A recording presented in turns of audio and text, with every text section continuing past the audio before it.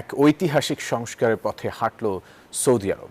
আনুষ্ঠানিকভাবে 50 বছরের পুরনো কাফালা ব্যবস্থা বাতিল করল দেশটির সরকার। দাস প্রথার মতো এই ব্যবস্থার কারণে অমানবিক শোষণের শিকার হতো প্রবাসীরা। সরকারের এমন সিদ্ধান্তে খুশি প্রবাসী বাংলাদেশিরা। সৌদি আরব থেকে মোহাম্মদ ফিরোজের তথ্যছবিতে ডেস্ক রিপোর্ট। বিদেশি কর্মীদের জন্য যুগান্তকারী এক পদক্ষেপ নিয়েছে মধ্যপ্রাচ্যের দেশ সৌদি আরব। আনুষ্ঠানিকভাবে নিজেদের 50 বছরের পুরনো কাফালা ব্যবস্থা বাতিল করেছে দেশটির সরকার।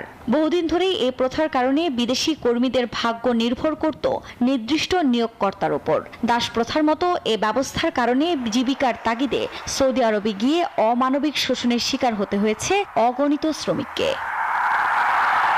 কাফালা ব্যবস্থার পরিবর্তে নতুন এক চুক্তিভিত্তিক কর্মসংস্থান মডেল চালু করেছে সৌদি সরকার, যা প্রবাসী শ্রমিকদের জন্য এক নতুন অধ্যায়ের সূচনা করেছে। নতুন এই সংস্কারের মাধ্যমে প্রবাসীরা এখন থেকে কাজ পরিবর্তন, দেশ ত্যাগ বা ভিসা নবায়নের ক্ষেত্রে আগের মতো কঠোর নিয়ন্ত্রণের মুখে পড়বে না। সৌদি প্রেস এজেন্সির তথ্যমতে নতুন এই ব্যবস্থার অধীনে বর্তমান নিয়োগকর্তার অনুমতি ছাড়াই চাকরি পরিবর্তন, এক্সিট ভিসা ছাড়াই দেশ ত্যাগ করতে পারবে অভিবাসী কর্মীরা। সরকারের এমন সিদ্ধান্তে খুশি প্রবাসী বাংলাদেশিরা।